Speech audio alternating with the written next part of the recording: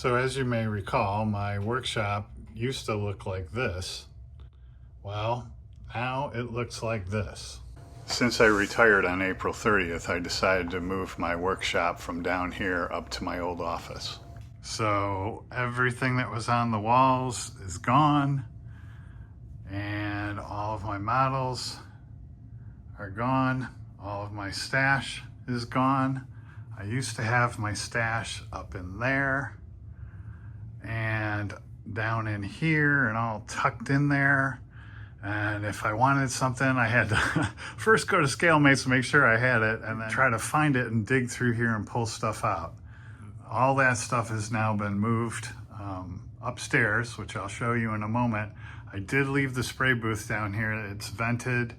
All my paints are down here. I think I'm gonna leave this here. I may get a second setup. I do have, 4 airbrushes. These two are actually identical, so maybe I'll take one, set upstairs and then get a second setup. So this is no longer my workshop. So let me show you what I've moved into. So for the majority of my career, I was fortunate enough to work from home, and majority of that was spent in this office. Matter of fact, this photo during the pandemic won me most zen office among my coworkers. But the day I retired, May 1st, I started transforming this into my new workshop. So now it looks like this. So this is what I've been doing for the last approximately 6 weeks. I did a bunch of cleaning, a bunch of donating, and then a bunch of carrying stuff up 2 flights of stairs. So I have transformed my home office into my workshop. And now I have all of my stash is there. It's all visible and accessible, and that is the entire stash all in one spot.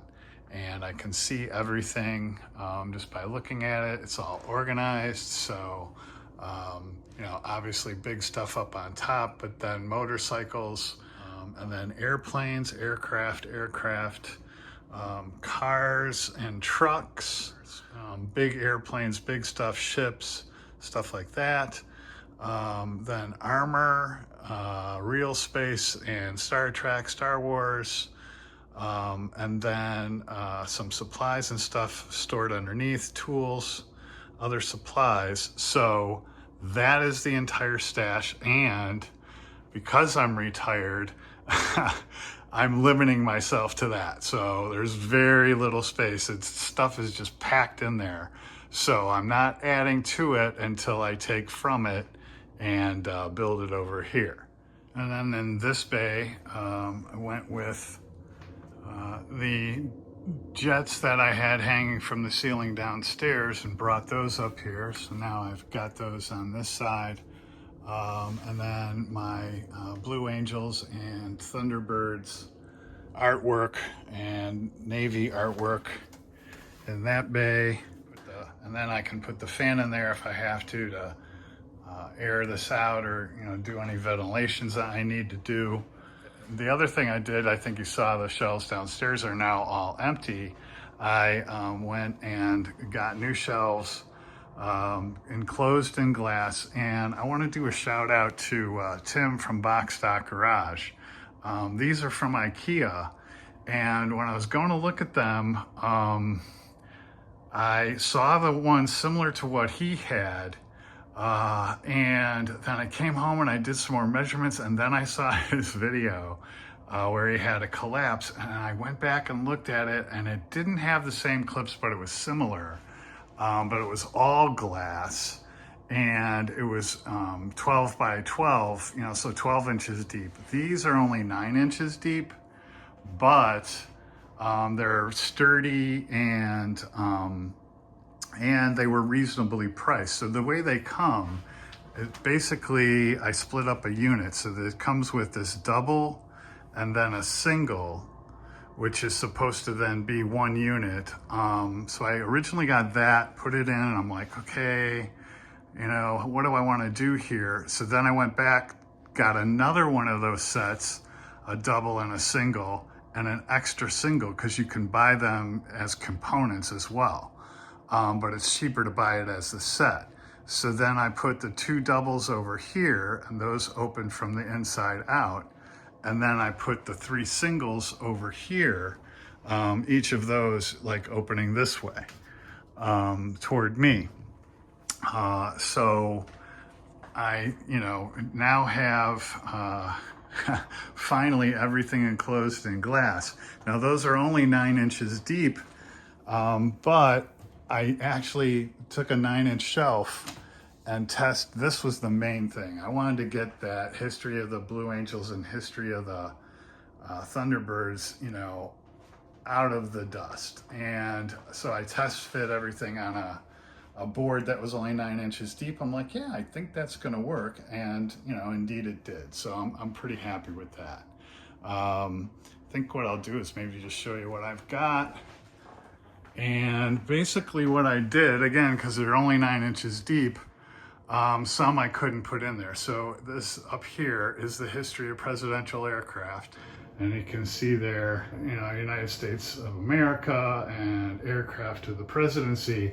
Well, those jets up there were too wide, so I had to put them on top, and I'm okay with that, but everything else fit in there. And then basically this is the entire Enterprise project. And the other nice thing is you could buy these glass shelves extra.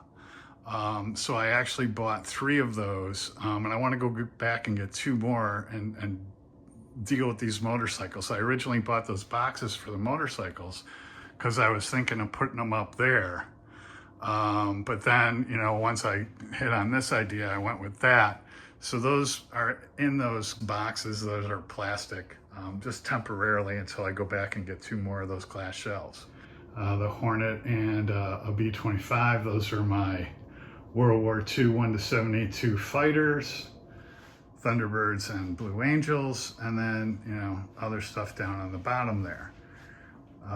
And so that all fits really nicely. And then over here, in these thinner ones, you know, I had to break stuff up a little bit more, but, you know, there's still plenty of room in there.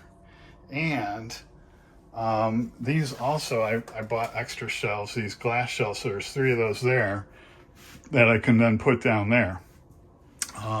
But yeah, everything kind of fit in here nicely. I was able to put the trains on one shelf, egg planes, and then I was also able to do my Tuskegee Airmen kind of all together. And and then going through, I actually found the program from that, and it had all their names in it.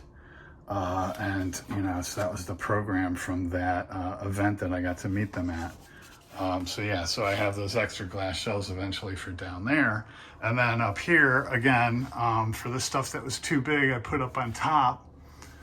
And I think that works up there nicely. And then the ones I had hanging from the ceiling, I hung those up here from the ceiling as well. And then I also brought this shelving unit up. So that is all of my fine scale modelers and the reference materials that I chose to hang on to. And then, you know, former instructions, all the instructions of every model I ever built is down in there. As I build stuff, I'll have this wall to expand out into once I run out of shelf space here. But I think, you know, being able to add these shelves, I'll be able to scrunch things up even more.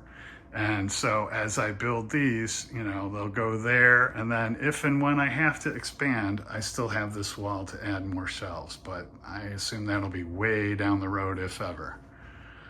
And then over here, so that desk used to kind of be right there. So I kind of reconfigured it a little bit, pushed it against the wall, and now I can look out the window like Charlie Mack does.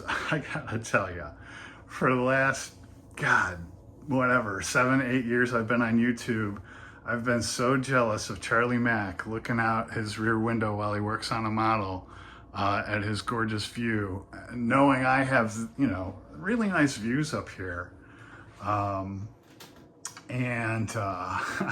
and could only look at him, you know, while I was doing work.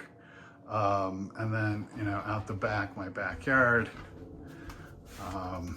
you know, so pretty nice views up here.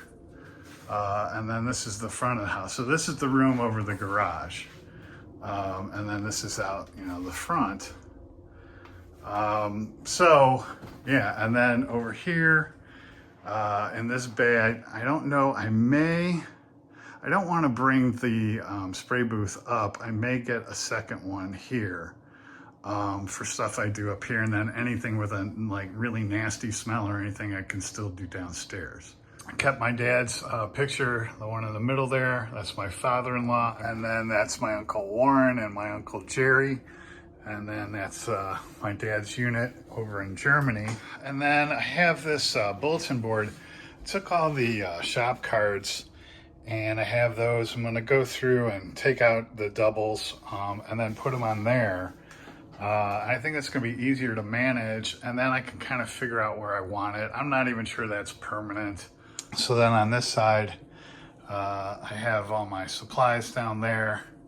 And then on this wall, just again, this is, you know, temporary. I don't know if this will stay here, but 73 Nova, which was the car my dad had when I learned how to drive. And then, like I said, over in, you know, in this niche, probably do maybe do a spray booth there, but this will kind of more be like the finishing center. And then on this side, brought the Testers sign that my wife got for me from the Ace Hardware when they stopped selling Testers or stopped selling Model Masters. And then brought the Route 66 sign up, the side piece from my motorcycle, not mine, but one like mine. And then this was something I got at a resale shop, but those are Harley Davidson tanks from the McHenry, Illinois Harley Davidson shop. Like I said, that was in a resale shop, and it came in a pretty cool box. I assume those were like gifts that the dealership gave away or whatever. Of course, my motorcycle, me and my motorcycle in my youth. And then that's motorcycle races from Lamont, Illinois in 1939.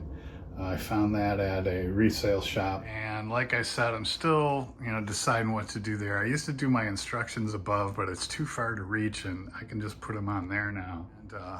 And then brought all my tools and everything up. So kind of all ready to go there. Did a little bit of, bought a couple of new things for, to organize this stuff a little bit more. And so, you know, have this going, and then now I have, you know, access to my computer while I'm working, and, you know, there's my channel. So that's my workshop, and now that I'm finally done, or at least have it, you know, to where I want it, I want to get started on a model, and because that's what this is for. And it is Monday the, here's the other thing about being retired. Sometimes you forget what day it is. Shit. It's Monday the 29th, I believe. And I want to build something for the 250th anniversary.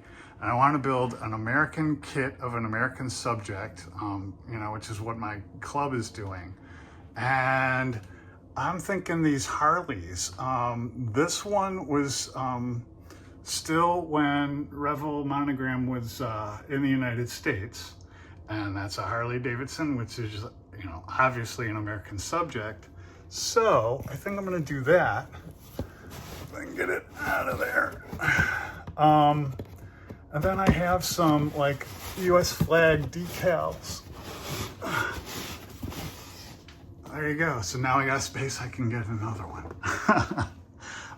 But anyway, I have some US flag decals. Oh, and what inspired this as well is went to MSM Midwest Scale Model Madness or Scale Madness contest last year. I want to go again this year, and their theme, where is it? Yeah, their theme is red, white, and blue. So I think what I'm going to do is do this motorcycle. You know, it's a 1:8 big scale, and but you know, do some sort of red, white, and blue, and maybe a big American flag on the side there. So I want to try to knock that out in a week. I am retired. I should have enough free time to do this, and try to knock that out, and christen my new workshop with a 250 USA 250 dedication build for the 4th. So I know that was long-winded and a lot, but hope you enjoyed that, and hope you stay tuned for this build. And as always, thanks for watching, and happy modeling.